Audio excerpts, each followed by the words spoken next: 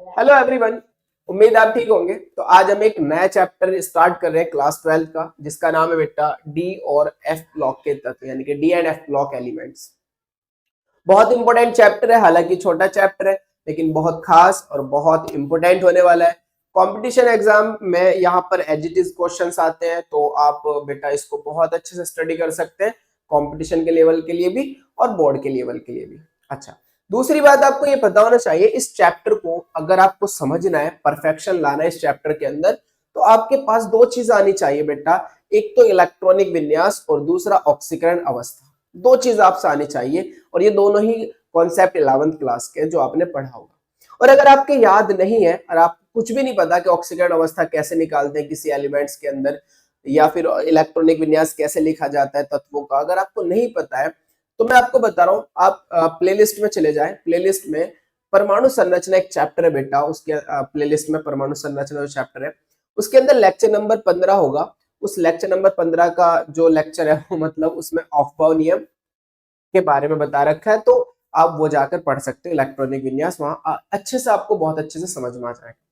अच्छा, lecture number अगर आप 16 भी देख लें तो और भी बेहतर होगा, क्योंकि लेक्चर नंबर 16 में हमने अयुग्मित इलेक्ट्रॉनों की संख्या ज्ञात करा रखी है।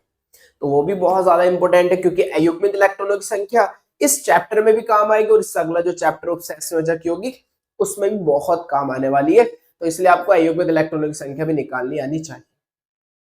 दूसरा, ऑक्सीकरण संख्या इसी प्लेलिस्ट में आपको मिल जाएगा। अपचयोपचय अभिक्रिया, जिसे हम रिडॉक्स रिएक्शन बोलते हैं, और रिडॉक्स रिएक्शन का आई थिंक लेक्चर नंबर 2 होगा, या आप देख भी सकते हो ऑक्सीकरण संख्या ज्ञात करने का तरीका लिखा हुआ होगा, तो आप वो सीख सकते हो वहां से। और अगर आपसे ऑक्सीकरण संख्या और इलेक्ट्रॉनिक विन्यास निकालना आता है तो बहुत सारी हेल्प आपको यहाँ पर मिलने वाली है। तो चलिए देखते हैं आज के लेक्चर में क्या डिस्कस करेंगे। हम बात करेंगे बेटा आज के लेक्चर में ऑक्सीकरण संक्रमण तत्व के बारे में, यानी कि डी ब्लॉक तत्व के बारे में, कि भाई संक्रमण तत्व क्या होते हैं, इन्हें डी ब्लॉक के तत्व क्यों कहा जाता है, या जो डी ब्लॉक के तत्वों को संक्रमण तत्व क्यों कहा जाता है, इसके बारे में बात करेंगे। साथ में इसका वर्गीकरण देखेंगे कि संक्रमण तत्वों को हमने कैसे क्लासिफाई करा, वो चीजें समझने वाले हम। अच्छा, और हम बात करेंगे इसके ऊपर जो क्वेश्चंस है एनसीईआरटी के, वो देखेंगे बेटा। बहुत इंपॉर्टेंट लेक्चर होने वाला है, मजा आने वाला है इस लेक्चर के अंदर, क्योंकि इस लेक्चर के अंदर चीजें कॉन्सेप्ट ही होगी। मजा आएगा, आपको सारी चीज समझ में आएगी। पीरियोडिक टेबल से रिलेटेड होगी बात थोड़ी सी आज, इलेक्ट्रॉनिक विन्यास से रिलेटेड होगी, ऑफ-बाउ नियम से रिलेटेड होगी, जो आपने पढ़ रखा है 11th क्लास में। तो चलिए स्टार्ट करते हैं आज का लेक्चर। तो हम बात कर रहे थे बेटा संक्रमण तत्व की। संक्रमण तत्व, या फिर हम बोल सकते हैं डी ब्लॉक तत्व। डी ब्लॉक तत्व इंग्लिश में बोलते हैं बेटा ट्रांजिशन एलिमेंट। ट्रांजिशन एलिमेंट या फिर D block element. Transition element या फिर D block element. Transition element और D block element.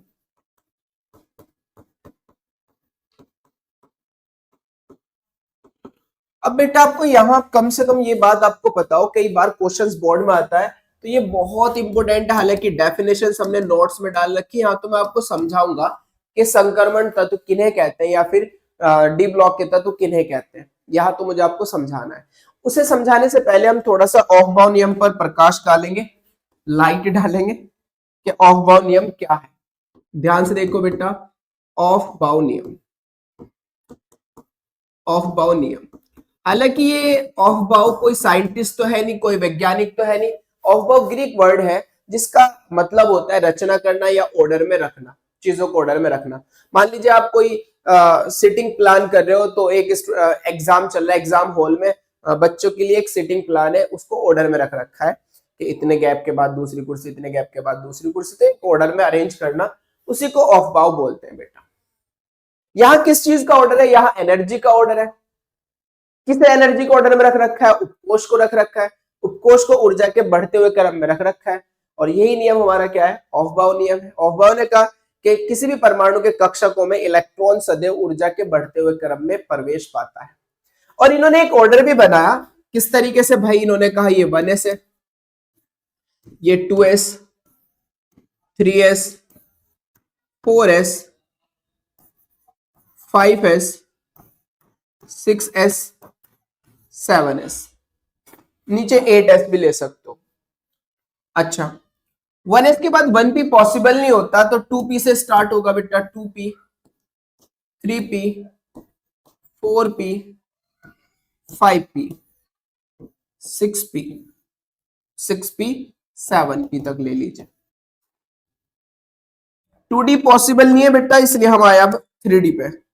2d possible नहीं है तो अब आए हम 3d पे। 3d 4d 5d 6d, और हम यही पढ़ने वाले कि d की केवल 4 ही श्रेणियां होती है, 3d होती है, 4d होती है, 5d होती है और 6d होती है, हम यही पढ़ने वाले हैं। तो आपको पता होना चाहिए इसमें 4 ही श्रेणियां। ऐसे ही हमारे पास है बेटा 4f और 5f, क्योंकि f के अंदर 2 श्रेणियां होती है, ये भी हम देखने वाले हैं इसी चैप्टर के अंदर। बस इन्होंने क्या करा, एक ऑर्डर अरेंज करा कि सबसे पहले बेटा 1s, फिर 2s, फिर 2p 3s, 3s के बाद 3p 4s, 3d 4p 5s, right, 4d 5p 6s, 4f 5d 6d, sorry 7s, 6d नहीं है यहाँ पर, 6p है, 6p 7s। ओके बेटा, और ऐसे ही आप ले सकते हो कि हमारे पास क्या होगा, 5f 6d 7p 8s आ जाएगा नीचे। इस तरीके से एनर्जी के ऑर्डर में अरेंज करा। अब मैं अरेंज कर रहा हूं यहां पर, सबसे पहले कौन आएगा बेटा, 1s, फिर आएगा हमारा 2s, एक एनर्जी का ऑर्डर है बढ़ता क्रम, ऐसे बढ़ती जा रही है ऊर्जा। फिर आएगा बेटा 2p, ये रहा, फिर आएगा 3s, फिर आएगा बेटा 3p, फिर आएगा बेटा 4s, फिर हमारे पास 4s के बाद 3d, चेक कर सकते हो। 4s के बाद कौन आएगा, 3d, 3d के बाद 4p, क्योंकि हम ऐसे चलते हैं बेटा, ऐसे चलते हैं, वापस बैक मारेंगे हम इस तरीके से, इस तरीके से बैक मारेंगे, इस तरीके से बेटा, ऐसे इस तरीके से बैक मारेंगे, इस तरीके से वापस चलेंगे, ऐसे। ये आपने सबने 11th क्लास में पढ़ रखा होगा, तो मुझे पूरी तरीके से समझाने की जरूरत नहीं है। 3d के बाद आएगा 4p, 4p के बाद आएगा बेटा 5s, नीचे लिख देता हूं, 5s के बाद आएगा 4d, 4d के बाद आएगा बेटा हमारे पास 4d 5p, 5p के बाद 6s, 6s के बाद आएगा बेटा हमारे पास 4f, 4f के बाद आएगा 5d, 5d, 5d के बाद आएगा 6p, 6p के बाद आएगा बेटा 7s, 7s के बाद आएगा 5f, 5f के बाद आएगा 6d, और 6d के बाद आएगा बेटा 7p, 7p, और 7p के बाद आएगा 8s, आप ले सकते हो। ये एक एनर्जी का बढ़ता क्रम है, इसके बेसिस पर हम इलेक्ट्रॉनिक विन्यास बना सकते हैं, पहली बात। दूसरी बात, इसके बारे में बात करेंगे, लेकिन अभी कुछ और बात कर लेते हैं। एक और बात, उपकोष, उपकोष, कक्षक, कि भाई उपकोष में कितने कक्षक होते हैं, कक्षकों में अधिकतम इलेक्ट्रॉन, अधिकतम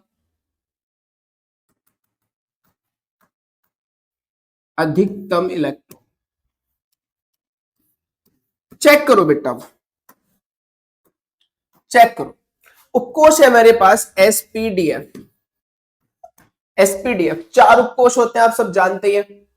इसके अंदर होता है एक कक्षक, जिसे मैं ऐसे बना लेता हूं। पी के अंदर होता है 3 कक्षक, ऐसे बना लेते हैं बेटा। डी के अंदर होता है 5 कक्षक, इस तरीके से बना लेते हैं। एफ के अंदर होते हैं 7 कक्षक, इस तरीके से बना लेते हैं। 1 2 3 4 5 6 और 1 7 कक्षक। अब हम सब जानते हैं एक कक्षक में अधिकतम 2 इलेक्ट्रॉन आ सकते हैं विपरीत स्पिन से। तो एक ही कक्षक और एक में कितना इलेक्ट्रॉन आ सकते हैं, 2, इसलिए एस में अधिकतम कितने इलेक्ट्रॉन आ सकते हैं बेटा, 2 आ सकते हैं। पी में अगर एक में 2 तो 3 में कितना आ सकते हैं, 6। डी में अगर एक में 2 तो 5 में कितना आ सकते हैं, 10। एफ में अगर एक में 2 तो 7 में कितना आ सकते हैं, 14। तो एस के अंदर एक अधिकतम 2, पी में 6, डी में 10 और एफ में 14। तो मान लीजिए अगर मेरे पास 15 इलेक्ट्रॉन है, मेरे पास कोई एटम ए है जिसके अंदर 15 इलेक्ट्रॉन है और उसका मुझे इलेक्ट्रॉनिक विन्यास बनाना है बेटा। क्या बनाना है? इलेक्ट्रॉनिक विन्यास। तो इलेक्ट्रॉन सदैव ऊर्जा के बढ़ते हुए क्रम में प्रवेश पाएगा। अब मैं यहां से बढ़ना शुरू करूंगा इलेक्ट्रॉनिक विन्यास एसपीडीएफ के पदों। मेरे पास पहला इलेक्ट्रॉन 1s में जाएगा, दूसरा भी 1s में जाएगा, क्योंकि s में 2 इलेक्ट्रॉन आ सकते हैं बेटा, तो इसलिए 2 इलेक्ट्रॉन तो चले गए हमारे यहां पर, 2 इलेक्ट्रॉन यहां पे चले गए बेटा, राइट। अब तीसरा कहां जाएगा? 2s में, चौथा भी 2s में जाएगा, क्योंकि हमारे पास, क्योंकि s में भी 2s में भी कितना आ सकते हैं? 2 आ सकते हैं। p में कितना आ सकते हैं? 6। मेरे पास इलेक्ट्रॉन कितने बेटा? इलेक्ट्रॉन चेक कर सकते हो, मेरे पास इलेक्ट्रॉन कितने? 15। 15 इलेक्ट्रॉन, अभी मैंने 4 भरा, तो 4 और 6 कितने हो गए बेटा? 10। अभी 5 और, s में कितना आ सकते हैं? 2, 10 और 2 12। अब कितने बचे? 3। तो 13 भी यही, 14 भी यही और 15 भी यही, 15 मतलब 3 यहां और डाल। तो अगर मैं बेटा इलेक्ट्रॉनिक विन्यास बनाऊं 15 इलेक्ट्रॉन का, तो क्या बन रहा है मेरा? 1s2, 2s2, 2p6, 3s2, 3p3 ये बन जाएगा। मान लीजिए मुझे कोई मेरे पास x है जिसका परमाणु क्रमांक 20 है, मुझे 20 x का परमाणु क्रमांक 20 है, कोई x है, कोई तत्व, इसका मुझे इलेक्ट्रॉनिक विन्यास बनाना है एसपीडीएफ के पदों में। तो भाई 20 इलेक्ट्रॉन भरने हैं, सिंपल सी बात है। अभी यहां पर देखो बेटा, यहां पर देखो 12 यहां तक हो गए थे, इसमें 6 आ सकते हैं अधिकतम, तो 12 और 6 कितना हो गया बेटा? 18। 19 20, 19 20, तो एस में कितना आ जाएंगे? 2 आ जाएंगे। आप देख सकते हो भाई, 2 तो इसमें गए, 2 इसमें गए, 4, 6 इसमें गए, 10, 2 इसमें गए, 12, 6 इसमें गए, 18 और 2 किसमें गए? 4 इसमें, 18 और 2 20। तो यानी कि अगर इसका इलेक्ट्रॉनिक विन्यास बनाया जाए एक्स का, तो क्या बनेगा? 1s2, 2s2, 2p6, 3s2, 3p6, 4s2, 4s2। अगर मैं आपसे कहूं कि मेरे पास कोई y है जिसका परमाणु क्रमांक 23 है, 23 है बेटा, और मुझे इसका इलेक्ट्रॉनिक विन्यास बनाना है, तो सिंपल मैं 23 का इलेक्ट्रॉनिक विन्यास बना लूंगा। ये तो अधिकतम भर गए, क्योंकि इसमें 2 ही आ सकते हैं, 2 है, तो कितने हो गए? 20। बचे कितने? 3। वो 3 कहां जाएंगे? डी के अंदर, तो 3d3 हो जाएगा, 3d3। तो यानी कि ये जुगतु रहेगा, इसमें कोई बदलाव नहीं होना, ये जुगतु है। ये अगर आप देखोगे बेटा, तो ये जुगतु होगा, ये रहा। 20 तक तो ये भर दिया, लास्ट में हमारे पास क्या आ गया बेटा? 3d3, 23 हो गया। 2 2 4 6 10, 2 12, 6 18, 2 20 और 3 23। इस तरीके से आप किसी भी एलिमेंट्स का इलेक्ट्रॉनिक विन्यास बना सकते हैं। अब बात करते हैं ब्लॉक की। जब हम बेटा, जब हम आवर्त सारणी का वर्गीकरण कर रहे थे, जब हम आवर्त सारणी का वर्गीकरण कर रहे थे और तत्वों को एक ऑर्डर में अरेंज कर रहे थे, यानी कि आवर्त सारणी बना रहे थे, तो हमने इनको SPSDF ब्लॉक में भी क्लासिफाई करा, 4 ब्लॉक में भी डिस्ट्रीब्यूट करा एलिमेंट्स को। और किसके बेसिस पर करा? इलेक्ट्रॉनिक विन्यास के आधार पर करा। हमने कहा भाई, हमने कहा जिस तत्व का, जिस भी तत्व का अंतिम इलेक्ट्रॉन, अंतिम इलेक्ट्रॉन जिस उपकोष में प्रवेश करेगा, ध्यान से सुनना बेटा, जिस उपकोष में प्रवेश करेगा, में प्रवेश करेगा वह उसी ब्लॉक का तत्व होगा, वह उसी ब्लॉक का तत्व होगा।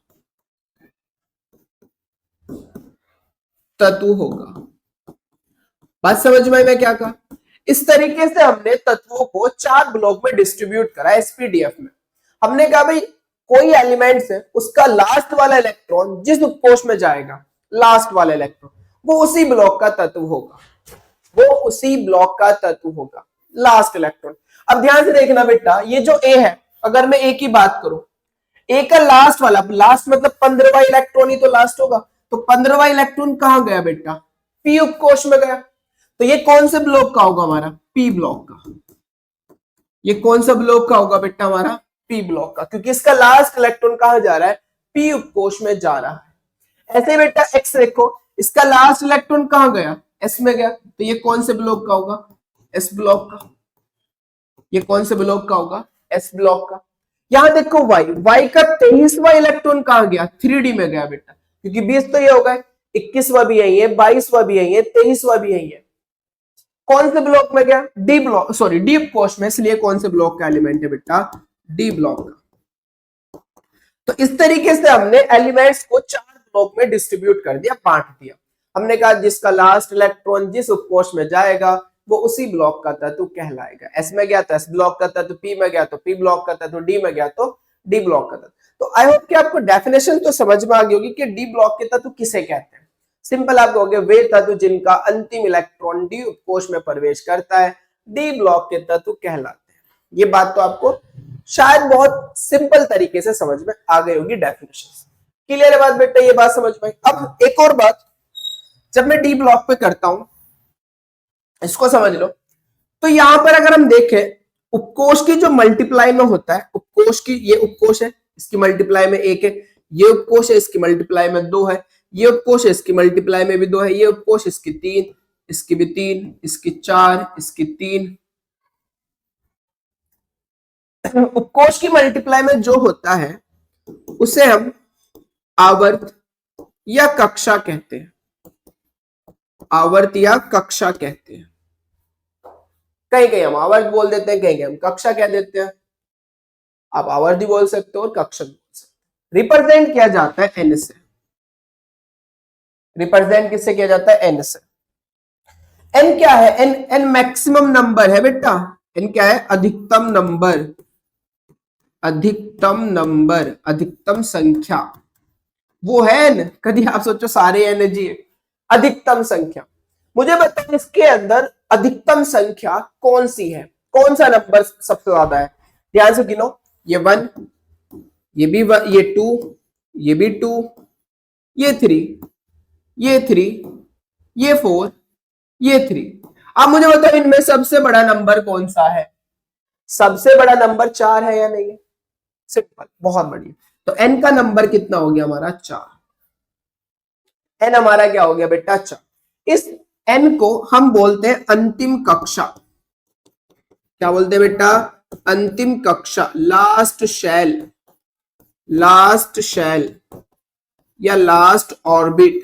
शेल बोलते हैं कोश को, अंतिम कोश कह दो, लास्ट शेल, अंतिम कक्षा, अंतिम कक्षा। अच्छा, ये तीसरी है, ये कौन सी है बेटा, तीसरी। तो क्या मैं n-1 कह सकता हूं भाई, n में से एक घटा दो तो लास्ट से पहली वाली आ जाएगी ना। ये चौथी है, ये तीसरी है, तो लास्ट से पहली वाली है ना, चौथी से पहली, तीसरी तो होगी, तो एक घटा दो। इसे एक को बोलते हैं उपांत कोश, उपांत कक्षा में यहां लिख रहा हूं बेटा। n-1 को हम क्या कहने वाले हैं, उपांत कोश।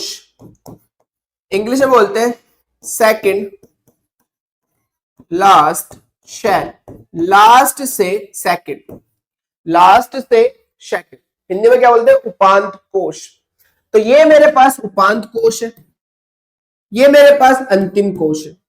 अब मुझे बताओ जो डी ब्लॉक का लास्ट इलेक्ट्रॉन है, अंतिम तो पहले भरी गई, उपांत बाद में भरी जा रही है। तो आप कह सकते हो जो डी ब्लॉक के तत्व है वो उपांत कोश के, कौन से, उपांत कोश के, यानी कि सेकंड लास्ट शेल के डी उपकोश में प्रवेश करेगा भाई, n-1 डी उपकोश में। उपांत कोश का मतलब क्या है, n-1 डी। तो या तो उपांत कोश कह दो या फिर मैं कहूं n-1 डी, n-1 डी उपकोश में प्रवेश करेगा। चेक कर लो n-1 डी है ना, ये लास्ट है और ये हमारा क्या है, n-1 डी। क्लियर है बात, बहुत बढ़िया, आपके समझ में आ गया होगा। अब आगे चलते, एक बात अब दिमाग में आ रही होगी कि हम डी ब्लॉक के तत्व की डेफिनेशन तो समझ में आ गई कि भाई डी ब्लॉक के तत्व किसे कहते हैं, वे तत्व जिनका अंतिम इलेक्ट्रॉन, वे तत्व जिनका अंतिम इलेक्ट्रॉन कहां जाएगा भाई, डी उपकोश में प्रवेश करता है, या n-1 डी उपकोश में प्रवेश करता है, n-1 डी उपकोश में प्रवेश करता है, डी ब्लॉक के तत्व कहलाते हैं, डी ब्लॉक के तत्व कहलाते हैं। राइट, ये बात तो आपको समझ में आ गई। इन्हें संक्रमण तत्व क्यों कहा गया, बात इसकी है, इन्हें संक्रमण तत्व क्यों कहा गया। तो मैं एक पीरियोडिक टेबल दिखाता हूं आपको बेटा। इसको देखो बेटा, हमारे पास ये एक पीरियोडिक टेबल है जो आपके सामने है, जो ब्लॉक्स को रिप्रेजेंट कर रही है। आप देख सकते हो बेटा, ये हमारे पास एस ब्लॉक है,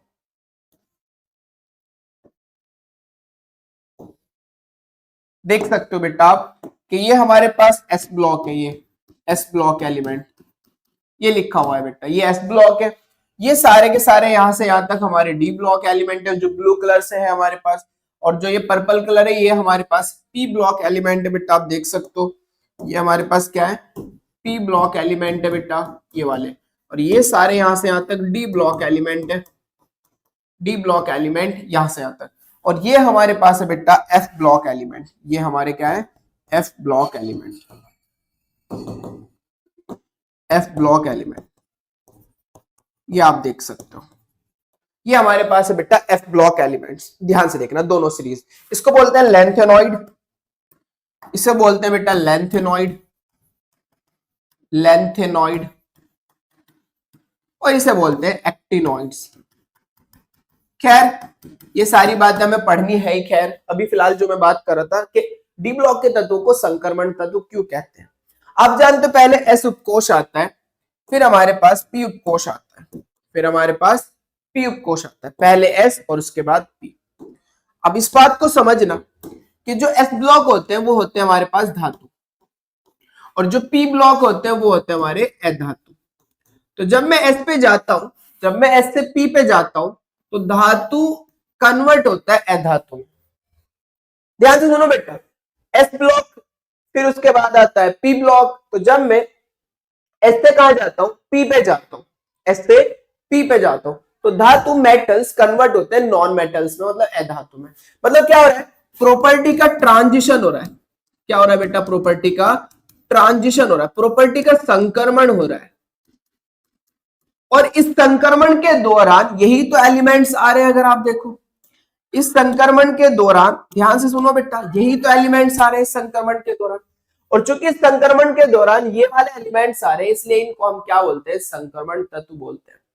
क्योंकि संक्रमण के दौरान, संक्रमण किस चीज का हो रहा है, प्रॉपर्टी का संक्रमण हो रहा है, मेटल्स नॉन मेटल्स में कन्वर्ट हो रहा है बेटा, धातु अधातु में कन्वर्ट हो रहा है। और जब प्रॉपर्टी का ट्रांजिशन हो रहा है, तो इस ट्रांजिशन के बिटवीन, इस ट्रांजिशन के जो बीच में एलिमेंट्स आ रहे हैं, उन एलिमेंट्स को क्या नाम दिया गया, संक्रमण तत्व का नाम दिया गया। तो ये सारे एलिमेंट जितने हैं जो ब्लू कलर से दिख रहे हैं, ये सारे के सारे कौन सा एलिमेंट्स कहलाते हैं बेटा, संक्रमण एलिमेंट्स कहलाते हैं। और आपको शायद बात समझ में आ भी गई होगी कि संक्रमण तत्व क्यों कहा गया, क्योंकि धातु से अब जब हम धातु पे जाते हैं तो प्रॉपर्टी का ट्रांजिशन होता है, और इस ट्रांजिशन के बीच में जो एलिमेंट्स आते हैं वो हमारे डी ब्लॉक के होते हैं, इसलिए डी ब्लॉक के तत्वों को हमने क्या नाम दिया, संक्रमण तत्व नाम दिया।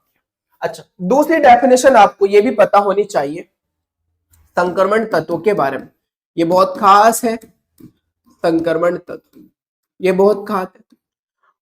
संक्रमण तत्व किन्हें कहते हैं बेटा, जिनकी मूल अवस्था, मूल अवस्था, ये बात दिमाग में डालियो क्योंकि यही सबसे इंपॉर्टेंट बात है बेटा, जिनकी मूल अवस्था या ऑक्सीकरण अवस्था में, या ऑक्सीकरण अवस्था में, दोनों में से एक हो, चाहे मूल अवस्था हो चाहे ऑक्सीकरण अवस्था, या ऑक्सीकरण अवस्था में, डी उपकोष, डी उपकोष आंशिक रूप से भरी हो, आंशिक रूप से भरी हो।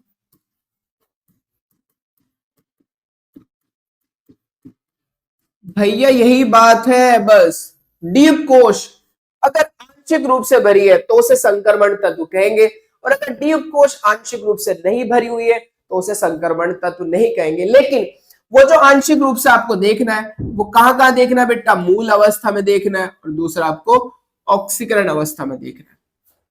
या तो मूल अवस्था में वो आंशिक रूप से हो, या फिर ऑक्सीकरण अवस्था में वो आंशिक रूप से, दोनों में से किसी एक में भी अगर आंशिक रूप में उसका डी उपकोष है तो फिर वो संक्रमण तत्व होगा। और अगर दोनों में ही मूल अवस्था में भी आंशिक रूप से नहीं भरा हुआ, ऑक्सीकरण अवस्था में भी आंशिक रूप से नहीं भरा हुआ, तो मैं कहूंगा फिर ये संक्रमण तत्व नहीं है, डी ब्लॉक है, क्योंकि उसमें लास्ट इलेक्ट्रॉन डी उपकोष में एंटर करा तो डी ब्लॉक है।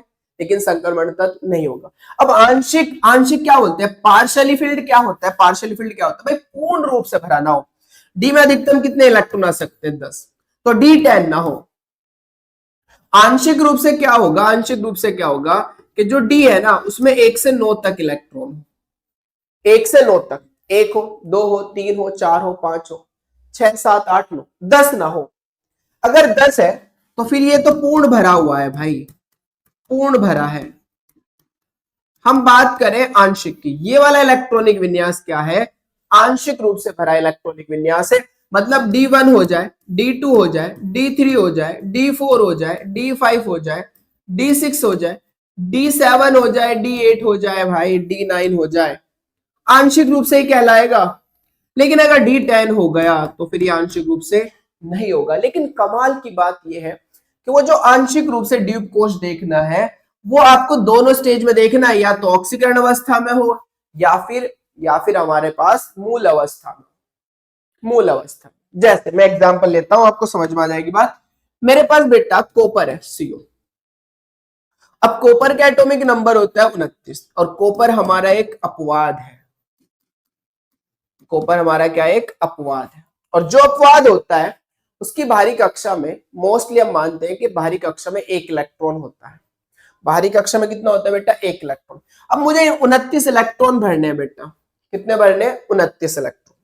अब मैं 29 इलेक्ट्रॉन जब भरूंगा तो मैंने ऑफ बाउंड नियम बताया आपको, ये रहा 29 इलेक्ट्रॉन भरने, तो 2 2 4 6 10 2 12 6 18 2 20 भरने कितने 29, तो 20 बचे 9। डी में तो 10 आ सकते हैं, हमारे पास तो 9 ही बचे, तो D9 हो जाएगा, D9 हो जाएगा भाई, क्या हो जाएगा, D9। ध्यान से सुनो, जो आपके दिमाग में आ रहा है उस पर बात करेंगे, फिलहाल समझो। तो इसके इलेक्ट्रॉनिक कॉन्फ़िगरेशन अगर मैं बनाऊं तो 1s2 2s2 2p6 3s2 3p6 4s2 4s2 3d9 3d9। अब ये होना चाहिए था, इसके इलेक्ट्रॉनिक विन्यास ये होना चाहिए था। लेकिन दिमाग में एक बात डाल लो बेटा जो बहुत काम आएगी इस चैप्टर के अंदर। और दूसरी बात बेटा, आपको ये बात पता भी होनी चाहिए कि 4s और 3d दोनों की ऊर्जा में अंतर बहुत कम होता है।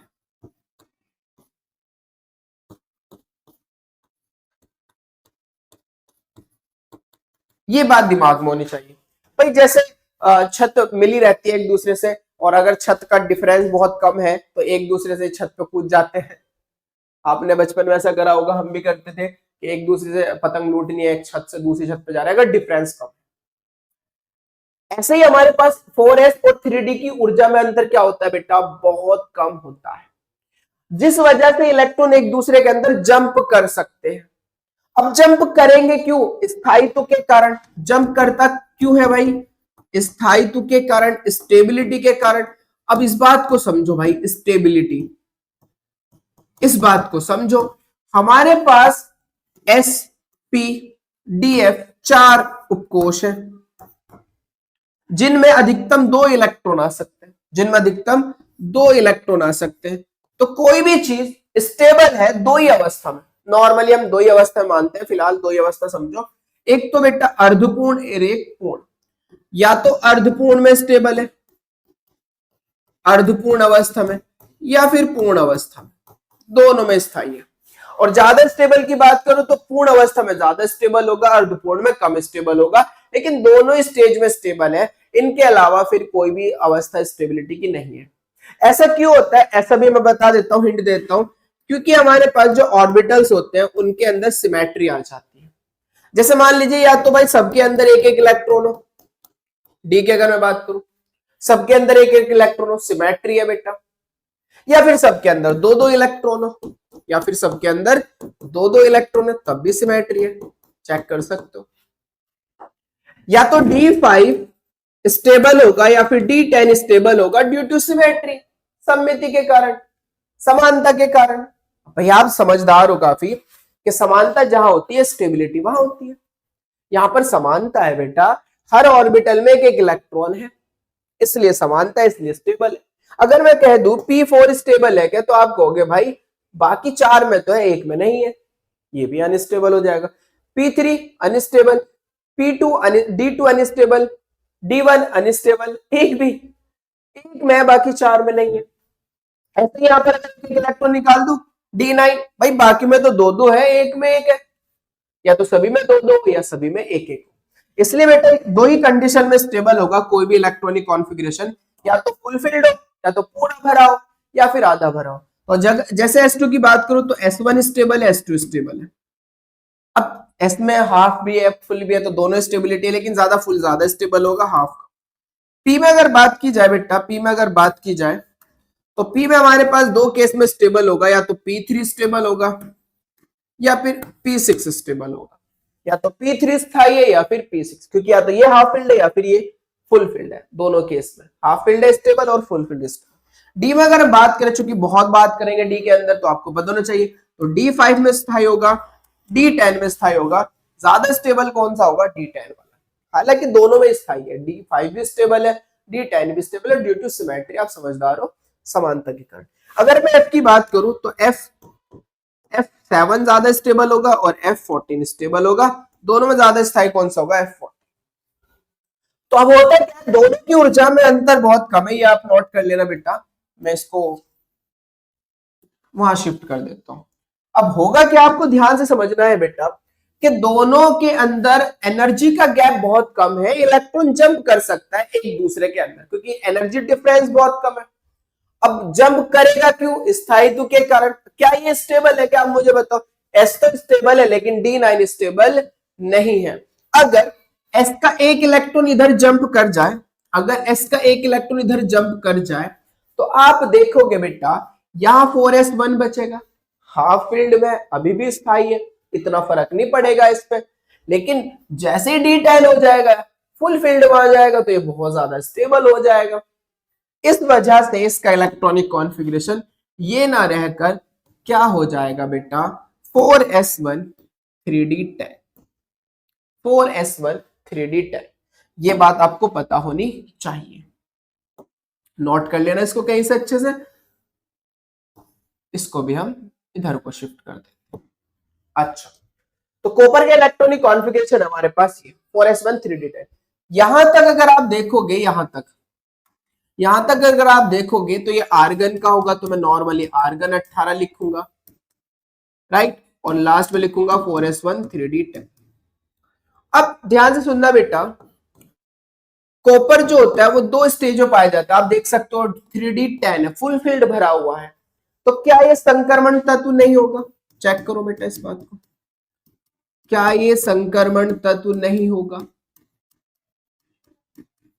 ये संक्रमण तत्व है, लेकिन इसका तो D10 फुल फील्ड है, फिर ये कैसे संक्रमण तत्व? इसी को समझाता हूं बेटा मैं आपको। कॉपर दो ऑक्सीडेशन स्टेट में होता है, एक Cu+ और एक Cu डाइपॉजिटिव।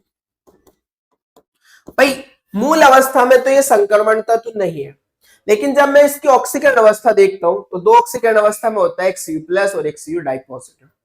Cu+ मतलब एक इलेक्ट्रॉन निकल रहा है, Cu डाइपॉजिटिव मतलब दो इलेक्ट्रॉन निकल रहे हैं। इलेक्ट्रॉन जब भी निकलता है तो बाहरी कक्षा से निकलता है।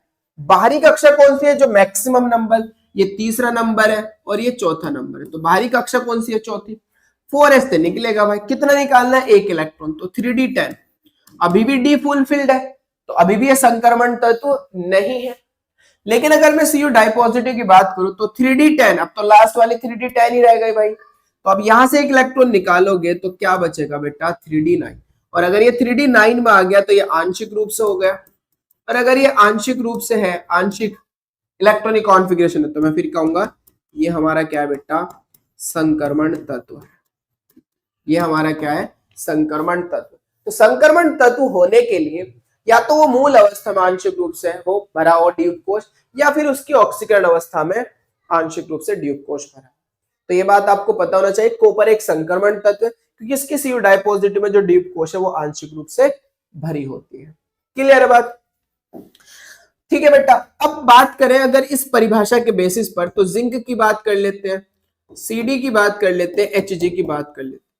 पूरे डी ब्लॉक तत्वों में सारे डी ब्लॉक तत्व में ये 3 तत्व ऐसे हैं जो संक्रमण तत्व नहीं है। आपको ये बात पता होनी चाहिए, जो संक्रमण तत्व नहीं है। बहुत इंपॉर्टेंट क्वेश्चन है कि निम्न में से कौन संक्रमण तत्व नहीं है। तो Zn, Cd और Hg, जिंक, कैडमियम, मरकरी, ये हमारे पास संक्रमण तत्व नहीं। क्यों? क्योंकि ये मूल अवस्था में भी इनकी ड्यूब कोश पूर्ण रूप से भरी होती है और आयनिक अवस्था में इनकी ड्यूब कोश पूर्ण रूप से भरी होती है। अगर मैं इसकी बात करूं Zn की, तो इसका 30 होता है, इसका 40 होता, सॉरी इसका 48 होता है एटॉमिक नंबर, और इसका 80 होता है। जब मैं इसका इलेक्ट्रॉनिक कॉन्फ़िगरेशन बनाऊंगा तो आर्गन मेरा बन जाएगा यहां पर या आर्गन छोड़ो, डायरेक्ट लिख लेते हैं बस। इसका बनेगा बेटा 3d10 4s2, इसका बनेगा 4d10 5s2, इसका बनेगा 5d10 6s2, ये बनेगा। अब ये तो है सामान्य अवस्था, आप देख सकते हो डी मूल अवस्था, डी फुलफिल्ड है, पूर्ण रूप से भरी हुई है, और अगर पूर्ण रूप से भरी है तो हम कह देंगे संक्रमण तत्व नहीं है। लेकिन दूसरी हम देखेंगे इसकी आयनिक अवस्था, जब ये आयन्स में जाएगा तो कन्वर्ट होता है Zn डाई पॉजिटिव में, ये भी कन्वर्ट होता है Cd डाई पॉजिटिव में, ये भी कन्वर्ट होता है Hg डाई पॉजिटिव। अब अगर मैं 2 इलेक्ट्रॉन निकालूं तो इलेक्ट्रॉन सदैव बाहरी कक्षा से निकलते हैं, और बाहरी कक्षा कौन सी है? 4s। भाई 3d बाहरी नहीं है, आउटर मोस्ट शेल तो हमारे पास 4s ही होगी ना, तो 4s से निकलेंगे तो यहाँ क्या बचेगा? 3d10, यहाँ क्या बचेगा? 4d10, यहाँ क्या बचेगा? 5d10।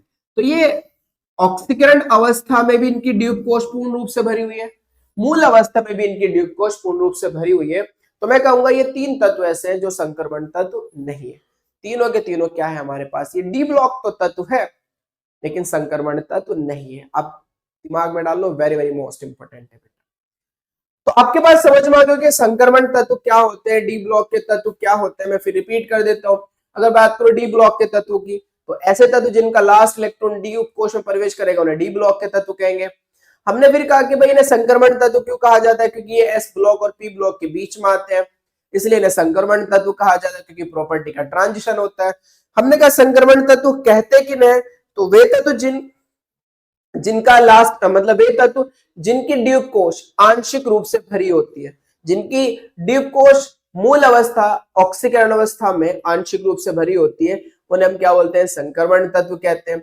अब याद रखने वाली बात यह है कि 3 ही एलिमेंट ऐसे हैं जो संक्रमण तत्व नहीं है। एक हमारे पास Zn, Cd, Hg, ये संक्रमण तत्व नहीं है क्योंकि इनकी ड्यूब कोश मूल अवस्था और ऑक्सीकरण अवस्था दोनों में ही आंशिक रूप से भरी नहीं होती बल्कि पूर्ण रूप से भरी होती है। बात समझ में आ गई होगी आपको। तो अब अपने नोट्स पे चलते हैं बेटा। तो चलिए देखते हैं बेटा, हम बात कर रहे थे संक्रमण तत्व या फिर डी ब्लॉक तत्वों की परिभाषा क्या होता है। ध्यान से देखना, वह तत्व जिनका अंतिम इलेक्ट्रॉन उपांत कोश, मैंने कहा तो उपांत कोश क्या होती है बेटा? n-1d, लास्ट से पहले वाली सेकंड लास्ट, उपांत कोश के n-1d उपकोश में प्रवेश करता है। भाई उपांत कोश को या फिर n-1d को यहां लिख सकते हो उपांत कोश या n-1d उपकोश में प्रवेश करता है, डी ब्लॉक के तत्व कहलाते हैं। क्लियर है बात? अब सुनो, डी ब्लॉक के तत्वों को दीर्घाकार सारणी में 3 to 12, 3 से 12 मतलब 3, 4, 5, 6 समूह में एस तथा पी ब्लॉक के, मैं अभी आपको आवर्त सारणी दिखाऊंगा, एस तथा पी ब्लॉक के तत्वों के बीच रखा गया है, अतः इन्हें संक्रमण तत्व भी कहते हैं। क्योंकि हमने कहा दीर्घाकार आवर्त सारणी में जो डी ब्लॉक के तत्व हैं उन्हें 3 से 12 समूह में एस तथा पी ब्लॉक के बीच में रखा गया है, अतः इन्हें संक्रमण तत्व भी कहते हैं। मैंने आपको बता दिया था। अच्छा, संक्रमण तत्व ऐसे तत्व हैं जिनके परमाणु या सरल आयनों में आंशिक रूप से भरे डी कक्षक होते हैं। जिनके परमाणु या सरल आयनों में बेटा आंशिक रूप से भरे डी कक्षक होते हैं। सरल आयनों कह दो या फिर ऑक्सीकरण अवस्था कह दो, यहां पर आप ऑक्सीकरण अवस्था भी लिख सकते हो। ऑक्सीकरण अवस्था में सरल आयन कह दो या फिर ऑक्सीकरण अवस्था में आंशिक रूप से भरे डी कक्षक होते हैं। क्लियर है बात? बहुत बढ़िया। अब ध्यान सुनना, इस परिभाषा के आधार पर Zn, Cd, Hg को संक्रमण तत्व नहीं कहा जाता है क्योंकि इनके ड्यूब कोश पूर्ण रूप से भरे होते हैं। भाई आप मूल अवस्था उठाओ तब भी पूर्ण रूप से भरे थे, और अगर आप इनकी ऑक्सीकरण अवस्था उठाओ तब भी ये पूर्ण रूप से ही इनके ड्यूब कोश भरे हुए थे, इसलिए हम इनको संक्रमण तत्व नहीं कहते बेटा। तो याद रखना ZnCdHg हमारे संक्रमण तत्व नहीं है। क्लियर है? आगे चलते हैं। तो बेटा आप देख सकते हो ये हमारे पास एक पीरियोडिक टेबल है जिसमें आप देख सकते हो मेरे पास ये S ब्लॉक थे, ये सारे बीच वाले येलो कलर वाले D ब्लॉक है, ये हमारे P ब्लॉक है और ये हमारे S ब्लॉक है बेटा। अब इसमें आप देख सकते हो जो D ब्लॉक के तत्व हैं उन्हें हमने 3 से 12 समूह के बीच में रखा हुआ है। 3 से 12 तक के जो भी 3 से 12 तक के भी जो भी ग्रुप्स है वो सारे के सारे ग्रुप्स हमारे पास कौन से ब्लॉक के बेटा? D ब्लॉक के। और किसके बीच रखा गया है बेटा? S ब्लॉक और P ब्लॉक के बीच में रखा गया है। यही तो बात हुई थी वहां पर, ये मैंने समझा दिया आपको। ठीक है, चलिए आगे चलते हैं। अब बात करते हैं संक्रमण तत्वों का वर्गीकरण, क्लासिफिकेशन ऑफ ट्रांजिशन एलिमेंट। संक्रमण तत्वों को हमने 4 श्रेणियों में विभक्त किया गया है, 4 सीरीज में, 3D 4D 5D 6D, 4 series में हमने इनको विभक्त करा हुआ है। जैसे अगर मैं बात करूं बेटा, यहीं पर बात कर लेते हैं बेटा 3D श्रेणी की। 3D श्रेणी, तो 3D श्रेणी कहां से कहां तक होगी बेटा? स्कैंडियम 21 से Zn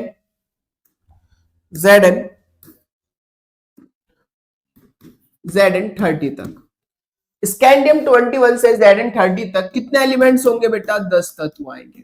अगर मैं बात करूं 4D श्रेणी की, तो 4D श्रेणी कहां से कहां तक होगी? यट्रियम से 39 से कैडमियम 48 तक, इसमें भी बेटा 10 तत्व आएंगे हमारे पास। अगर हम बात करें बेटा 5D सीरीज की, 5D श्रेणी की, तो 5D श्रेणी में भी हमारे पास 10 तत्व है, लेकिन कहां से कहां तक? लैंथेनम से मरकरी तक। कहां से कहां तक बेटा? लैंथेनम से मरकरी तक। चेक कर सकते हो, लैंथेनम होता है 57 एटॉमिक नंबर और मरकरी होता है बेटा हमारे पास 80, Hg के 80। तो यहां से यहां तक तो बहुत सारे एलिमेंट्स बैठते हैं, लेकिन यहाँ पर अगर मैं बात करूं तो 14 एलिमेंट्स हमारे पास इसके अंदर 14 तत्व जो होते हैं वो F ब्लॉक के आ जाते हैं, यानी कि लैंथेनॉइड के आ जाते हैं बेटा, F ब्लॉक के आ जाते हैं। कहां से कहां तक? सीरियम से ल्यूटेटियम तक, यानी कि 58 से 58 से 71 तक। 58 से 71 तक जो हमारे पास एलिमेंट्स होंगे वो F ब्लॉक के होंगे, जिन्हें हम लैंथेनॉइड बोलते हैं। तो ये बात दिमाग में रखना बेटा, लैंथेनम से मरकरी तक केवल 10 तत्व पाए जाएंगे हमारे पास, केवल 10 तत्व पाए जाएंगे डी ब्लॉक के। बात करें 6D श्रेणी, तो ये इनकम्प्लीट है, अपूर्ण है, इसमें केवल 7 तत्व है, लेकिन कुछ आर्टिफिशियल है जिनकी प्रॉपर्टी बहुत कमी के साथ पता है, यानी कि कुछ ही प्रॉपर्टी के बारे में डिस्कस हुआ है, पूरी तरीके से उनकी प्रॉपर्टी को हमने डिस्कस नहीं करा। कहां से कहां तक होते हैं बेटा? एक्टिनियम से, यानी कि 89 से Cn 112 तक, 89 से Cn तक, AC से Cn तक बेटा। कितने तत्व मिलेंगे? यहां पर भी 10 तत्व मिलेंगे, 10 तत्व। हालांकि इनकम्प्लीट है, हमारे पास इसके अंदर 7 ही एलिमेंट है, 3 एलिमेंट्स हमारे पास इसके अंदर आर्टिफिशियल है, या फिर मैं कह सकता हूं जिनकी प्रॉपर्टी पूरी तरीके से डिस्कस नहीं हुई। तो वैसे भी हम 6D श्रेणी की बात नहीं करेंगे, ना कहीं आएगी एग्जाम में, हम 3D 4D 5D सीरीज के बारे में ज्यादा डिस्कस करने वाले हैं। तो बात समझ में आ गई कि इनको हमने कैसे क्लासिफाई करा। अब हम देख लेते हैं बेटा, तो मैं इसको रफ कर रहा हूं क्योंकि आपको सारी चीजें यहाँ पढ़ने वाली। ध्यान से देखो, अंतिम इलेक्ट्रॉन के डी कक्षक में प्रवेश करने के आधार पर डी ब्लॉक के तत्वों को निम्न 4 श्रेणियों में वर्गीकृत किया गया है। प्रथम श्रेणी या फिर 3D श्रेणी, फर्स्ट सीरीज और 3D सीरीज। ध्यान देखना, इसमें स्कैंडियम 21 से जिंक Zn तक 10 तत्व आते हैं। इस श्रेणी के तत्वों में अंतिम इलेक्ट्रॉन 3D कक्षक में प्रवेश करता है, 3D में तो करेगा बेटा। यह सभी तत्व चौथे आवर्त के तत्व है। आवर्त इनका क्या होगा बेटा? चौथा होगा, चौथे आवर्त के तत्व। समूह 3 से 12 तक है ही, और कौन सा आवर्त होगा? ये 3D का चौथा आवर्त होगा। हम दिखाएंगे आगे, अभी पीरियोडिक टेबल दिखाई थी ना, वो दिखा देंगे, समझ में आ जाएगी। द्वितीय श्रेणी या 4D श्रेणी, सेकंड सीरीज और 4D सीरीज आप चेक कर सकते हो। इसमें यट्रियम 39 से कैडमियम 48 तक 10 तत्व आते हैं। इस श्रेणी के तत्वों में अंतिम इलेक्ट्रॉन 4D कक्षक में प्रवेश करता है। यह सभी तत्व 5वें आवर्त में आते हैं, ये 5th आवर्त में आएंगे।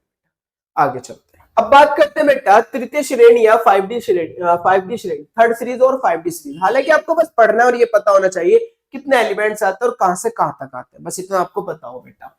इसमें लेंथ है ना 57 से sorry H G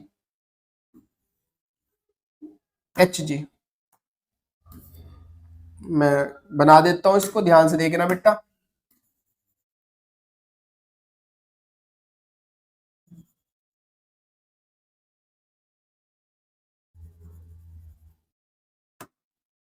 H G, तो लेंथेनम से एच जी तक 10 तत्व आते हैं। इस श्रेणी के तत्वों में अंतिम इलेक्ट्रॉन 5d कक्षक में प्रवेश करते हैं। यह सभी तत्व छठे आवर्त के तत्व। अब सुनो, मैंने आपसे कहा था कि लेंथेनम से मरकरी तक केवल 10 तत्व आते हैं, लेकिन आप डिफरेंस देखोगे तो 10 थोड़े ही है, बहुत सारे तत्वों का डिफरेंस है। समझ पा रहे हो मेरी बात? तो इसमें जो 14 एलिमेंट्स है ना बेटा, वो किसके हैं? लेंथेनॉइड के। तो आगे देखते हैं। लेंथेनॉइड श्रेणी में 14 तत्व सीरियम से ल्यूटेटियम 58 से 71, जिन्हें आवर्त सारणी के मुख्य भाग के नीचे स्थान दिया गया, इसमें शामिल नहीं है। यानी कि इसके अंदर शामिल नहीं है भाई, डी ब्लॉक के तत्व नहीं है ये। डी ब्लॉक के तत्व केवल कितने होंगे? लेंथेनम से मरकरी तक। और इसके अंदर जो 58 से 71 तक है वो लेंथेनॉइड के तत्व है। एफ ब्लॉक के तत्व वो डी ब्लॉक के तत्व नहीं है। क्लियर है बात? दिखा देंगे इसको भी, आगे पढ़ते हैं बेटा। चतुर्थ श्रेणी या 6D श्रेणी, 4th सीरीज और 6D सीरीज। इसे देखो, इसमें एक्टिनियम 89 से, CN 80, सॉरी 80 नहीं आएगा बेटा, यहां तो 112 आएगा, हो जाती है मिस्टेक पीपीटी बनाने में। 112 बेटा, 112 तक 10 तत्व आते हैं। इस श्रेणी के तत्वों में अंतिम इलेक्ट्रॉन 6D कक्षक में प्रवेश करते हैं। कौन से में? 6D। ये सभी तत्व 7वें आवर्त के तत्व हैं। अब वही कि भाई AC से CN 112 तक जो हमारे पास थोरियम है, यानी कि TH है, TH से 90 से 103 तक, लोरेंशियम तक 103 तक, जो 14 तत्व है वो हमारे पास किसके हैं बेटा? एक्टिनॉइड के हैं। हाँ, किसके बेटा? एक्टिनॉइड के, जिसे हम एफ ब्लॉक एलिमेंट बोलते हैं। राइट, तो याद रखना, एक्टिनॉइड श्रेणी के 14 तत्व थोरियम से लोरेंशियम 103 तक, जिन्हें आवर्त सारणी के मुख्य भाग के नीचे स्थान दिया गया है, इसमें शामिल नहीं है। 14 एलिमेंट शामिल नहीं है भाई। कहां से कहां तक नहीं है शामिल? थोरियम से लोरेंशियम तक। हाँ, इसके अंदर शामिल नहीं है। बात समझ में आ गई होगी। आगे चलते हैं बेटा। अब देख लेते हैं बेटा, ये था हमारे पास, ये अगर हम देखें, ये था हमारे पास लेंथेनॉइड और ये हमारे पास है बेटा एक्टिनॉइड। इसके अंदर हमारे पास जो लेंथेनम है और जो एक्टिनियम है, ये हालांकि डी ब्लॉक के तत्व है, लेकिन रखते हैं एफ ब्लॉक के साथ ही है, क्योंकि इनकी जो प्रॉपर्टी है वो इनसे सिमिलैरिटी शो करती है। एक्टिनियम की प्रॉपर्टी नीचे वाली एक्टिनियम से सिमिलैरिटी शो करती है, इसलिए हमने इनको इन्हीं के साथ रखा गया है। ध्यान से सुनना। वैसे हमारे पास लेंथेनम यहाँ है और एक्टिनियम यहाँ है, ध्यान से सुनो भाई। तो लेंथेनम के बाद आया हाफनियम 72, 73, 74, 75, 76, 77, 78 और 80। क्लियर है? ऐसे यहां पर एक्टिनियम पे आओ तो RF, DB, SG, BH, SH, HS, MT, DS, RG, CN। तो यहां पर जो हमारे पास 14 एलिमेंट्स हैं, ये वाले, इनको सेपरेट करके नीचे रख दिया। यहां से जो 14 एलिमेंट्स हैं उनको भी सेपरेट करके नीचे रख दिया बेटा। ये बात आपको समझ में आ गई होगी। अब यहां पर बात करते हैं हमारे पास, ये हम बात करें अगर आवर्त की, तो ये पहला आवर्त, ये दूसरा, ये तीसरा, ये चौथा, ये पांचवा, ये छठा और ये सातवां। तो आपने देखा बेटा, ये हमारे पास 3D श्रेणी है। 3D श्रेणी जो चौथे आवर्त में, ये हमारे पास 4D श्रेणी है, देख सकते हो Y से हमारे पास CD तक जो 5वें आवर्त में। ये हमारे पास 5D श्रेणी है जो बेटा हमारी छठे आवर्त में, और ये हमारे पास 6D श्रेणी है जो हमारी बेटा 7वां आवर्त। अब देख सकते हो ये सारे एलिमेंट्स हमारे पास डी ब्लॉक एलिमेंट्स। इन्हीं की प्रॉपर्टी हमें डिस्कस करनी है नेक्स्ट लेक्चर के अंदर, और बहुत इंपोर्टेंट लेक्चर होने वाला है नेक्स्ट। मजा आने वाला है नेक्स्ट लेक्चर के अंदर, क्योंकि नेक्स्ट लेक्चर के अंदर वो प्रॉपर्टी मैं आपको बताने वाला हूँ जिससे हर एक प्रॉपर्टी डी ब्लॉक की आसान हो जाएगी। खैर, अभी तो हम आगे चलते हैं और क्वेश्चंस की बात करते हैं। क्वेश्चन फर्स्ट एनसीईआरटी का क्वेश्चन है। क्या कहता है बेटा? आप किस आधार पर कह सकते हैं कि जो स्कैंडियम है जिसका एटॉमिक नंबर 21 है एक संक्रमण तत्व है, परंतु जिंक जिसका एटॉमिक नंबर 30 है नहीं है। स्कैंडियम तो हमारा संक्रमण तत्व है, हम ये कहते हैं, लेकिन जिंक नहीं है। तो क्यों कह सकते हैं हम, उसको देख लेते हैं भाई। चलिए Zn और यहां पर ले लेते हैं स्कैंडियम। Zn का एटॉमिक नंबर Z बराबर 30 है। इलेक्ट्रॉनिक कॉन्फ़िगरेशन अगर मैं बनाऊं इसका तो मेरा बनेगा बेटा argon 4s2 3d10 4s2 3d10। Clear है बात। अब आपने देखा इसकी डी जो है मूल अवस्था में डी उपकोष पूर्ण रूप से भरी हुई है। मैंने इसकी ऑक्सीडेशन स्टेट निकाली तो Zn डाई पॉजिटिव आया। अब जब Zn डाई पॉजिटिव आया तो 2 इलेक्ट्रॉन निकालने पड़ेंगे और इलेक्ट्रॉन बाहरी कक्ष से निकलते हैं, इसलिए मेरे पास आर्गन 3d10 बचा। अभी भी ये ऑक्सीकरण अवस्था में भी डी उपकोष इसकी पूर्ण रूप से भरी हुई है। तो मैं कह सकता हूं चूंकि मूल अवस्था और ऑक्सीकरण अवस्था दोनों ही अवस्था में इसकी डी उपकोष पूर्ण रूप से भरी हुई है, इसलिए हमारे पास ये संक्रमण तत्व नहीं है। क्योंकि संक्रमण तत्व होने के लिए उसकी जो डी उपकोष है वो आंशिक रूप से भरी होनी चाहिए दोनों अवस्थाओं में। स्कैंडियम की बात करते हैं जिसका Z बराबर 21 है, तो मैं बोलता हूं आर्गन 18 3d1 19 4s2 19 और 2 21। तो आप देख सकते हो इसकी मूल अवस्था में ही डी उपकोष आंशिक रूप से भरी हुई है, और अगर डी उपकोष आंशिक रूप से भरी होगी तो फिर ये कैसा तत्व कहलाएगा, संक्रमण तत्व कहलाएगा। आंसर देखो बेटा, आंसर स्कैंडियम की मूल अवस्था में 3d कक्षक अपूर्ण मतलब 3d1 होने के कारण इसे संक्रमण तत्व माना जाता है, जबकि जिंक Zn परमाणु में मूल अवस्था तथा ऑक्सीकृत अवस्था दोनों में ही इसका 3d कक्षक पूर्ण भरित 3d10 होता है, अतः इसे संक्रमण तत्व नहीं माना गया है। क्लियर है बात। तो हमारा Zn संक्रमण तत्व नहीं है, जबकि स्कैंडियम हमारा संक्रमण। आगे चलते हैं क्वेश्चन नंबर 2, ये भी एनसीईआरटी का क्वेश्चन है। क्या कहता है बेटा, सिल्वर Ag परमाणु की मूल अवस्था में पूर्ण भरित डी कक्षक, जो सिल्वर है उसकी जो मूल अवस्था में जो डी उपकोष है वो पूर्ण भरी हुई है। आप कैसे कह सकते हैं कि ये एक संक्रमण तत्व? भाई सिल्वर को मैं कैसे कह सकता हूँ कि सिल्वर एक संक्रमण तत्व, क्योंकि उसकी तो मूल अवस्था में डी उपकोष पूर्ण रूप से भरी हुई है। तो हम बात करते हैं सिल्वर की, Ag की। Ag का एटॉमिक नंबर होता है 47। जब मैं इसका इलेक्ट्रॉनिक कॉन्फ़िगरेशन बनाऊंगा तो आप बोल सकते हो क्रिप्टन 36 4s1 3d10 36 और 10 46 4s1 46 और 1 47। इसका इलेक्ट्रॉनिक कॉन्फ़िगरेशन नेक्स्ट लेक्चर में हम इलेक्ट्रॉनिक विन्यास की ही बात करेंगे, तो आप टेंशन मत ले बिल्कुल भी। हम नेक्स्ट लेक्चर में इलेक्ट्रॉनिक विन्यास ही बनाना सीखेंगे इन सभी सीरीज का। तो ये इलेक्ट्रॉनिक विन्यास होता है सिल्वर का 3d10 4s1। अब मुझे बताओ इसकी डी कंप्लीट है तो ये संक्रमण तत्व नहीं होना चाहिए, लेकिन ये जो Ag है वो 2 ऑक्सीकरण अवस्था में रहता है, Ag+ और Ag डाई पॉजिटिव, जैसा कि कॉपर मैंने आपको बताया था। वैसे सिल्वर भी रहता है, +1 में भी रहता है और +2 में भी रहता है। तो अब आप देखिए बेटा, जब मैं +1 की बात करता हूं तो 1 इलेक्ट्रॉन निकालना, वो 1 इलेक्ट्रॉन कहां से निकलेगा, बाहरी कक्षा से 4s से। तो अब मेरे पास इलेक्ट्रॉनिक कॉन्फ़िगरेशन क्या आएगा बेटा, 3d10। क्या आएगा, 3d10। तो ये Ag+ में भी संक्रमण तत्व नहीं है, क्योंकि इसकी डी उपकोष पूर्ण रूप से भरी हुई है। लेकिन जब मैं Ag डाई पॉजिटिव में आता हूं तो अब मुझे 2 इलेक्ट्रॉन निकालने, तो एक तो यहां से निकलेगा, फिर लास्ट 3d10 हो जाएगी तो एक यहां से निकलेगा, तो मेरे पास क्या बचेगा बेटा, 3d9।